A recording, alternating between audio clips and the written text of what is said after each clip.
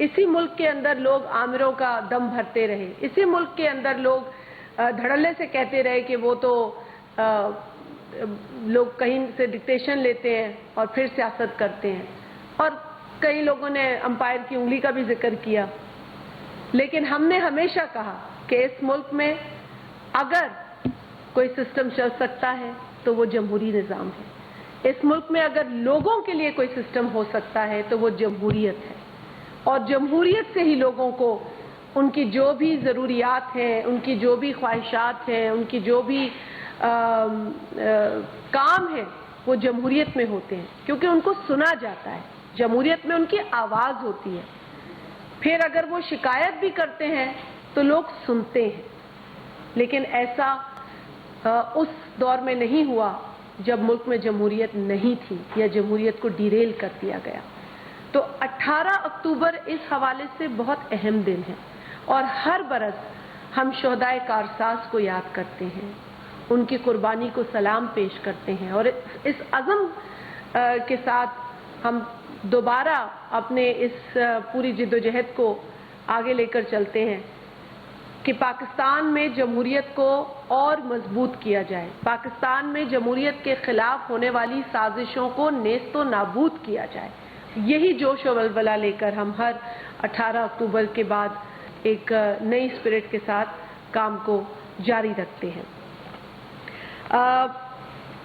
मैं चूँकि आज बाई इलेक्शन के बाद भी आपसे मिल रही हूँ, और यकीनन बाई इलेक्शन हुए हैं, हमें तो ये समझ में नहीं आता कि बाकी जमातें जो इलेक्शन लड़ रही हैं, चाहे वो पाकिस्तान पीपल्स पार्टी हो या नून लीग से हो या दूसरी जमातों से हो, उनके तो नुमाइंदे जाके असेंबलियों में बैठेंगे, अपने अपने हलकों की नुमाइंदगी करेंगे।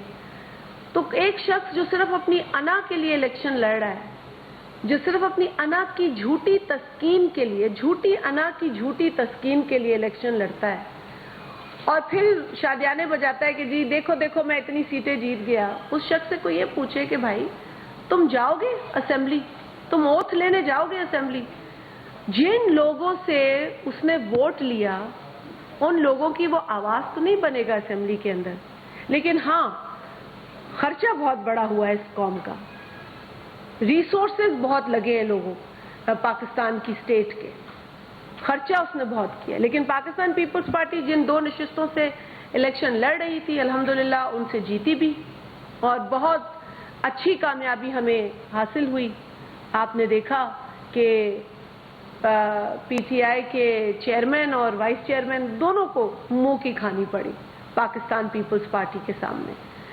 और जहाँ जहाँ ये जीतने की खुशी मना रहा है, वहाँ की मार्जिन, मेरा ख्याल है फैसल साहब जब बात करेंगे तो वहाँ की मार्जिन का भी जिक्र करेंगे, ये कितनी कमज़ोर मार्जिनों से जीता है। तो ये तो एक लम्हा फिक्रिया है कि भाई तुम चेयरमैन होके इतनी कमज़ोर और कम मार्जिन से जीत रहे हो। तुम सोचो कि तुम्हारा कोई दूसरा बंदा खड़ा होता नुमाइंदगी करता हुआ तो वो कितनी मार्जिन से गिरता। तो ये तो अपनी इज्जत बचाते फिर रहे हैं और उसके बाद शादियाने बजा रहे हैं। मेरा ख्याल है कि इनको गौर करने की ज़रूरत है, जहाँ पीपल्स पार्टी ने इनको टफ टाइम भी दिया है और जहाँ इनको मुंह की खानी पड़ी है और बुरे तरीके से खानी पड़ी। अच्छा जी, एक और जो डेवलपमेंट हुई थी और बड़े उस पर हमें एक बार फिर अफसोस का इजहार करना पड़ता है, जो एक स्टेटमेंट आई थी अमेरिका की जानिब से, बाइडन जो वहाँ के सदर हैं उनकी जानिब से एक स्टेटमेंट आई थी।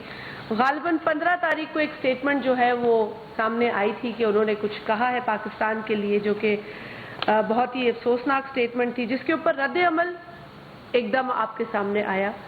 पाकिस्तान के वज़ीर आज़म शहबाज शरीफ साहब का भी और पाकिस्तान के फॉरेन मिनिस्टर जनाब बिलावल भुट्टो ज़रदारी साहब का भी। और फौरी तौर पर प्राइम मिनिस्टर साहब ने अमेरिकन जो प्रेसिडेंट है उनकी स्टेटमेंट को रिजेक्ट किया।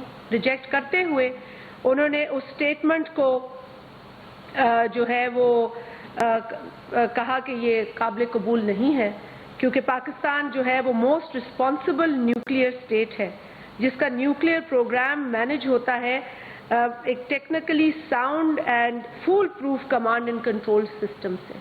तो ये तो उनका बड़ा वाज़े एक और तफसीली बयान इसके साथ भी था जो सामने आया। और हमें इस बात की जो है वो इस बात पर फौरी तौर पर फॉरेन मिनिस्टर साहब ने जो है वो यूएस का जो एनवॉय है उनके पाकिस्तान में, उनको डिमाश किया, फौरन उनको बुलाया गया। 15 ही को ये हुआ सारा कुछ, 15 तारीख को ये चीज़ रिपोर्ट हुई, 15 तारीख को इस पर फॉरेन मिनिस्टर साहब ने फौरन एक्शन लिया और वज़ीर आज़म पाकिस्तान ने इसका जवाब अपनी स्टेटमेंट में, तफसीली स्टेटमेंट में दिया।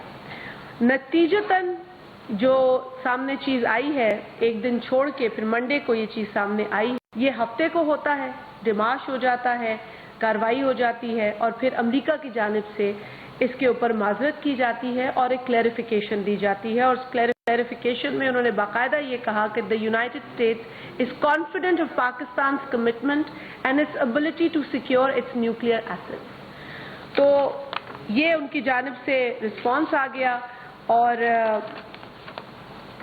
जब यकीनन